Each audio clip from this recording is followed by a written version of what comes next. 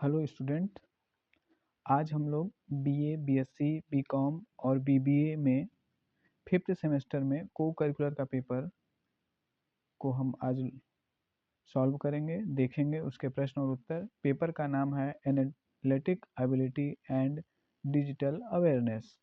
ठीक है। बहुत सारे यूनिवर्सिटियों में इस समय यह पूछा जाता है, तो इस पेपर को आप लोग भी देखें, पूरा देखें। तो हम लोग चलते हैं अपने पहले प्रश्न की तरफ। पहला प्रश्न है, अंग्रेजी वर्णमाला में ए और एम के ठीक बीच में कौन सा अक्षर है? तो इसमें हम चूंकि अधिकतर क्वेश्चन शुरुआती दौर के मैं सारे पढ़ा हूँ और सब इसमें सॉल्व किया हूँ, तो मैं देखा हूँ कि शुरुआती दौर में जो क्वेश्चन दिया हुआ है यह ज़्यादा से ज़्यादा रीजनिंग का पेपर दिया हुआ है। तो ये अच्छी बात ही है, कोर्स में भी आ रहा है। यह नई शिक्षा नीति की देन है, नहीं तो पहले केवल लिखने वाले पेपर हुआ करते थे बीए, बीएससी, बीकॉम वगैरह में। लेकिन अब आप लोगों को एक तरीके से प्रतियोगी परीक्षाओं के लिए तैयार किया जा रहा है, इसलिए ऐसे ऐसे प्रश्नों को बना जाता है। तो मैं क्वेश्चन सॉल्व कर चुका हूँ अधिकतर, और आप लोगों को मैं क्वेश्चन और आंसर, चूंकि बहुत बड़ी वीडियो हो जाती है तो भी लोग पसंद नहीं करते हैं। ठीक है। तो पहला क्वेश्चन है, हम लोगों ने अभी पढ़ा, अंग्रेजी वर्णमाला में ए और एम के ठीक बीच में कौन सा अक्षर आता है? तो इसमें आप सॉल्व करेंगे, पूरा लिखेंगे तो आपको आराम से आंसर तुरंत मिल जाएगा। इसका हमने आंसर हमारे में जी आया है। ठीक है। अब उसके बाद नेक्स्ट क्वेश्चन चलते हैं। उंगली हाथ से संबंधित है, जैसे पत्ता किससे संबंधित है? तो ये शाखा से संबंधित है। ठीक है। उसके बाद यदि 5 पेंसिल की कीमत 25 है तो 8 पेंसिल की कीमत क्या होगी? मुझे लगता है ये क्लास 5 का भी बच्चा बता देगा। तो ये क्वेश्चन आंसर 240। ठीक है। चौथा क्वेश्चन है, ए बी से कहता है वह मेरे पिता के इकलौते पुत्र का पुत्र है, बी ए से किस प्रकार संबंधी है? तो इसको भी आप थोड़ा अपने से सोचिएगा, हमने सॉल्व कर चुका हूँ हम।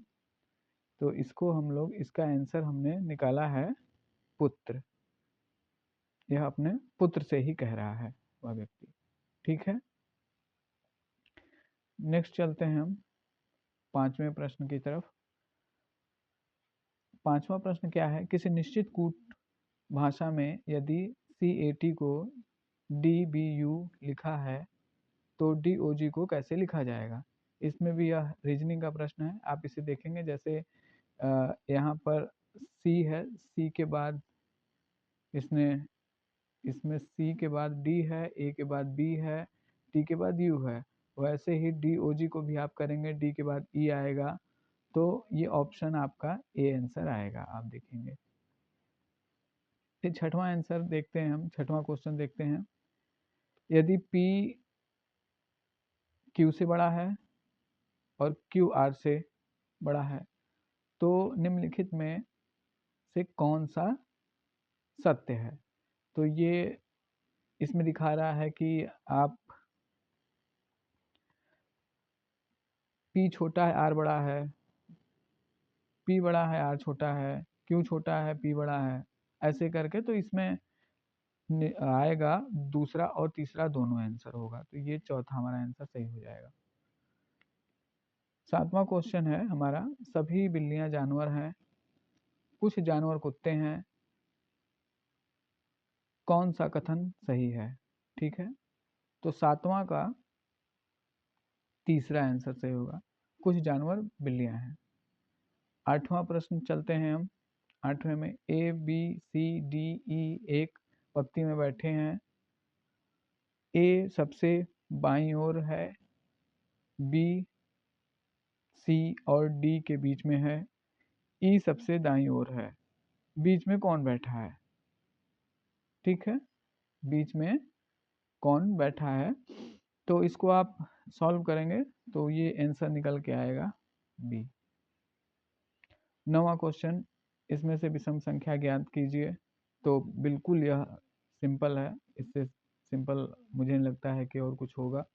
2, 4, 6 दिया हुआ ये सब सम संख्या है, 8 भी सम संख्या है, 9 भी सम हो जाएगा। ओके, 10वां प्रश्न चलते हैं हम लोग। 10वां में क्या है, 2, 4, 8, 16 विलुप्त संख्या, तो बिल्कुल जस्ट दूना होता जा रहा है। 2, 4, 8, 16 के बाद 32 होगा, तो यह आंसर आपका 32 होगा। 11वां क्वेश्चन हम देखते हैं। कथन दिया हुआ है सभी बिल्लियां जानवर हैं, कुछ जानवर कुत्ते हैं।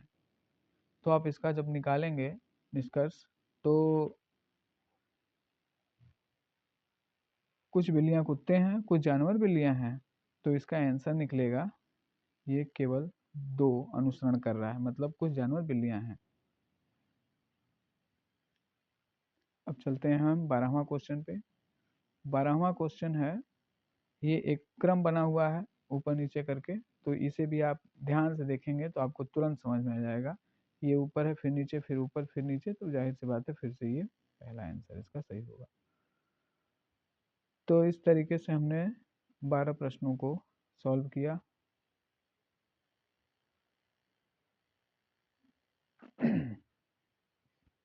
अब 13वां प्रश्न पढ़ते हैं हम लोग। 13वें प्रश्न में दिया है आकृतियों का एक क्रम दिया है, लुप्त आकृति ज्ञात कीजिए।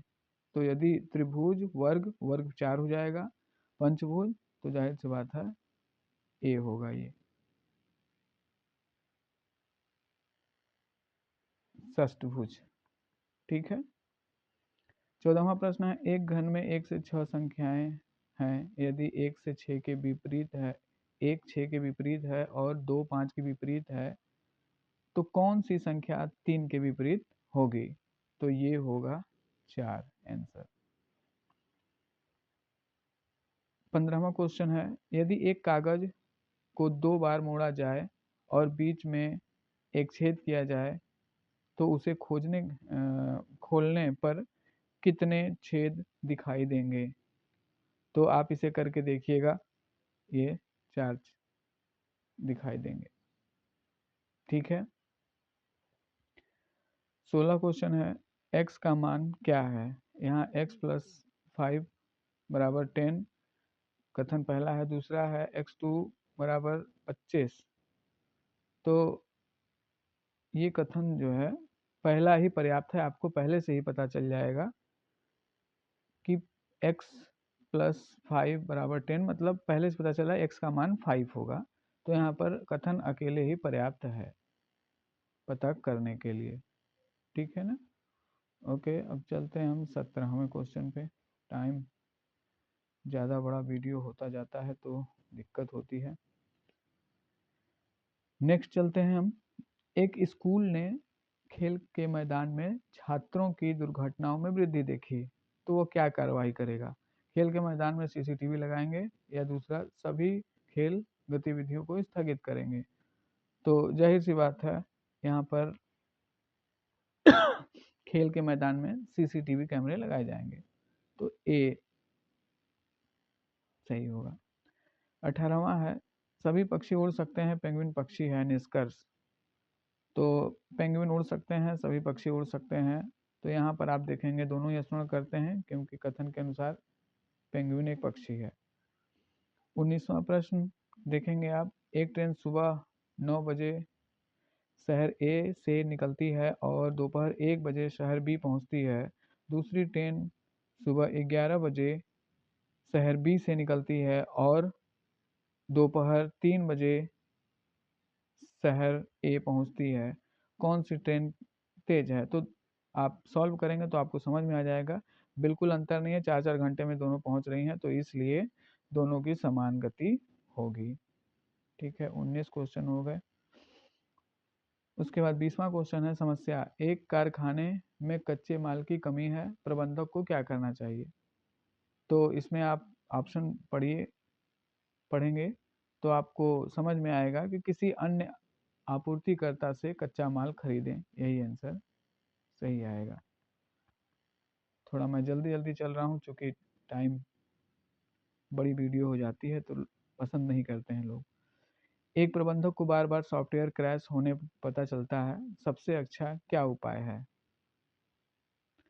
सॉफ्टवेयर को तुरंत बदले, बग की जांच करें और उसे ठीक करें, अनदेखा करें, काम जारी रखें, इसका उपयोग करने वाले कर्मचारी को निकाल दें। तो जाहिर सी बात है ये बी होगा, बग की जांच करें और उसे ठीक करें। ठीक है। 22 क्वेश्चन, सीपीयू का वह भाग जो अंकगणितीय और तार्किक संचालन करता है, तो ये होता है एएलयू। लैपटॉप किसका उदाहरण है? लैपटॉप किसका उदाहरण है? तो ये है माइक्रो कंप्यूटर। द्वितीय मेमोरी है, मतलब सेकेंडरी मेमोरी इज स्थाई, परमानेंट।